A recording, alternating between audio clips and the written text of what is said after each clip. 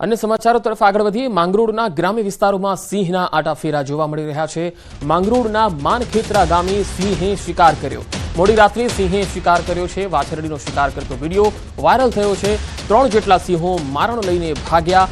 રાહદારીઓએ સિંહના વિડિયો મોબાઈલમાં પણ કેદ કર્યા છે। આ તસવીરો તમે જોઈ શકો છો। મોડી રાતના આ દ્રશ્યો છે। સિંહના આટાફેરાથી લોકોમાં ફફડાટ છે। જૂનાગઢના માંગરોળની આ તસવીરો છે, જ્યાં માનખેતરા ગામે સિંહે શિકાર કર્યો અને એક વ્યક્તિ જે ત્યાંથી વાહન લઈને પસાર થઈ રહ્યો હતો, એક રાહદારી હતો, તેણે પોતાના મોબાઈલમાં આ દ્રશ્યો કેદ કર્યા। નડિયાદમાં રખડતા ઢોરનો આતંક સામે આવ્યો। દત્તાત્રેય સોસાયટીમાં 2 આખલા વાખડ્યા અને આખલાએ વાહનોને અડફેટે લીધા। રહેણાંક વિસ્તારમાં આખલા યુદ્ધને લઈ રહીશોના જીવ તાળવે ચોંટ્યા। આખલા યુદ્ધમાં રહીશોના પાર્ક કરેલા વાહનોને ખૂબ નુકસાન થયું। સ્થાનિકો દ્વારા પાણીનો મારો ચલાવી અને આ આખલા યુદ્ધને શાંત કરવાનો પ્રયત્ન કરવામાં આવ્યો હતો।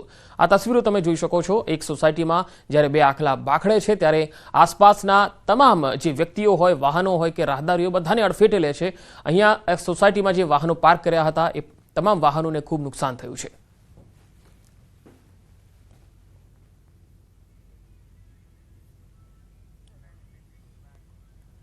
પાલીતાણા શહેરમાં રખડતા ઢોરનો આતંક સામે આવ્યો। એક આધેડ પર રખડતા ઢોરે હુમલો કરતા ગંભીર ઈજા પહોંચી। શહેરના હરેકૃષ્ણ સોસાયટીમાં રખડતા ઢોર દ્વારા હુમલો કરવામાં આવ્યો। રખડતા ઢોર દ્વારા હુમલો કરવામાં આવતા એક આધેડને ગંભીર ઈજા થઈ હતી, જેને લઈ તેને સારવાર માટે ખસેડવામાં આવ્યો। સ્થાનિકોએ નગરપાલિકામાં જાણ કરતા ત્યાંના અધિકારીઓ દ્વારા અમારામાં આવતું જ નથી એવો ઉડાવ જવાબ આપ્યો હોવાનો સ્થાનિકોનો આરોપ છે। સવારમાં 7 થી 7:30 એક વાસડું હડકાવી આવ્યું અને આમને માર્યું અને લોહી લુહાણ કરી દીધા છે। વાસડું એટલામાં છે, ફરિયાદ સાંભળવા કોઈ તૈયાર નથી। નગરપાલિકામાં ગયો તો ત્યાંથી મને એવો જવાબ મળ્યો કે આ કોઈ અમારામાં આવતું નથી એમ। બનાસકાંઠામાં વધુ એકવાર હડકાયા શ્વાનનો આતંક જોવા મળ્યો। ધાનેરાના આલવાડા ગામમાં 8 થી 10 લોકોને શ્વાને બચકા ભર્યા। શ્વાન દ્વારા પશુ અને લોકો પર હુમલો કરવામાં આવ્યો। શ્વાનના હુમલાથી લોકો ઈજાગ્રસ્ત થયા। ઈજાગ્રસ્ત બનેલા લોકોને સારવાર માટે ખસેડાયા। રખડતા શ્વાનના હુમલાથી ગામમાં ભયનો માહોલ સર્જાયો છે। ખેડા જિલ્લામાં બોગસ તબીબોનો રાફડો ફાટ્યો છે। મહેમદાવાદના આમસરણ ગામમાં મિની હોસ્પિટલ ચલાવતો એક બોગસ તબીબ પકડાયો છે। ઓમ પોલીસ ક્લિનિક નામનું એક દવાખાનું તે ચલાવતો હતો। આ બોગસ તબીબ જેને પકડી પાડવામાં આવ્યો છે। મહેમદાવાદના આમસરણના ગેમનશાહ પીરની દરગાહ પાસે આવેલી છે ઓમ પોલી ક્લિનિક અને આ વ્યક્તિ ત્યાં બોગસ તબીબ તરીકે અહીંયા હતો।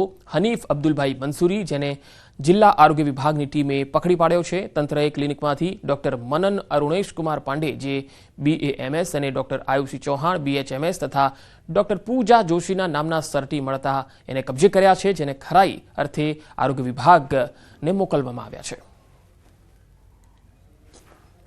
બહાર જમવા જતા હોવ તો સાવધાન થઈ જજો। હોટલ સહિત બજારમાં સપ્લાય કરાતો પનીર અને તેલનો શંકાસ્પદ જથ્થો જપ્ત કરાયો છે। બજારમાંથી તેલ કે પનીર લેતા હોય તો સાવધાન થઈ જજો। બજારમાંથી કપાસિયા તેલ લીધું હોય તો ચેક કરી લેજો। મહેસાણાના કડીમાં ભેળસેળયુક્ત ખાદ્ય પદાર્થોનો પર્દાફાશ થયો। 2300 કિલો શંકાસ્પદ પનીર અને 1600 કિલો શંકાસ્પદ કપાસિયા તેલનો જથ્થો જપ્ત કરાયો। કુલ 7.80 લાખનો મુદ્દામાલ સીઝ કરાયો છે। કેશવી ફૂડ પ્રોડક્ટ્સ અને ધરતી ઇન્ડસ્ટ્રીઝમાંથી ફૂડ વિભાગે દરોડા પાડ્યા અને આ દરોડા દરમિયાન કેશવી ફૂડ પ્રોડક્ટ્સમાંથી એડિબલ વેજીટેબલ ફેટનો ઉપયોગ કરી પનીરનું ઉત્પાદન થતું હોવાનું સામે આવ્યું, જેથી શંકાસ્પદ પનીરનો જથ્થો જપ્ત કરાયો છે। જ્યારે ધરતી ઇન્ડસ્ટ્રીઝમાંથી 1600 કિલોગ્રામ શંકાસ્પદ કપાસિયા તેલનો જથ્થો કબજે લેવાયો છે। લેબોરેટરીના પરિણામ બાદ નિયમ અનુસાર કાર્યવાહી થશે।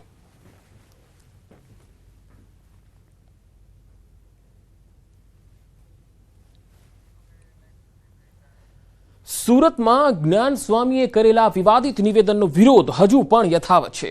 સુરત જિલ્લા કલેક્ટર કચેરી ખાતે લોહાણા સમાજના લોકો મોટી સંખ્યામાં એકત્રિત થયા। સુરત જિલ્લા કલેક્ટર કચેરી ખાતે બેનર સાથે મોટી સંખ્યામાં લોહાણા સમાજના લોકો એકત્ર થયા। જલારામ બાપાના કરેલા અપમાનને લઈ લોહાણા સમાજમાં રોષ છે।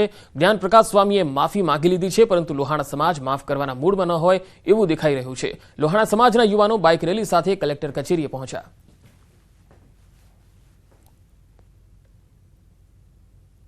જલારામ બાપાના ગુરુ જે ભોજરામ ગુરુ હતા, તેમના આશીર્વાદથી અમારા પ્રભુ શ્રી રઘુવંશના અમે વંશજ છીએ, પ્રભુ શ્રી રામના વંશજ છીએ। તેમના આશીર્વાદથી આખું અન્ન ક્ષેત્ર જલારામ બાપાએ ત્યાં સ્થાપિત કર્યું હતું અને આજે ઘણા વર્ષોથી ત્યાં એક પણ રૂપિયો લીધા વગર, સામ દામ દંડ ભેદ વગર અને કોઈ પણ જાતિ ધર્મના ભેદભાવ વગર ત્યાં આગળ વર્ષોથી અન્ન ક્ષેત્ર વિના મૂલ્યે ચાલી રહ્યું છે.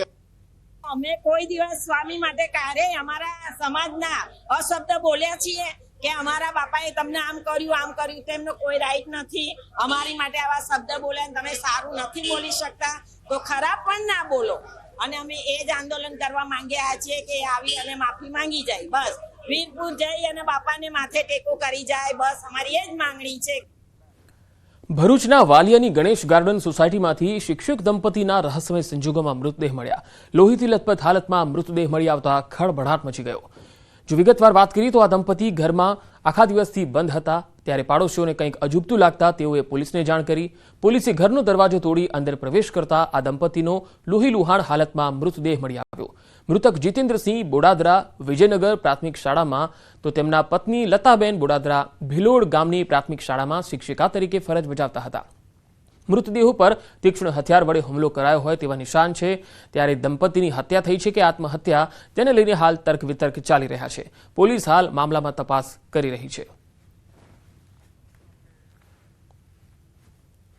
फर्स्ट इंक्वायरी अभी ये तपास का विषय है, परंतु उनके शरीर पर ईजा चोट के निशान हैं, तो ऐसा लगता है कि किसी तरह का फाइट के बाद में उनको डेथ हुआ है.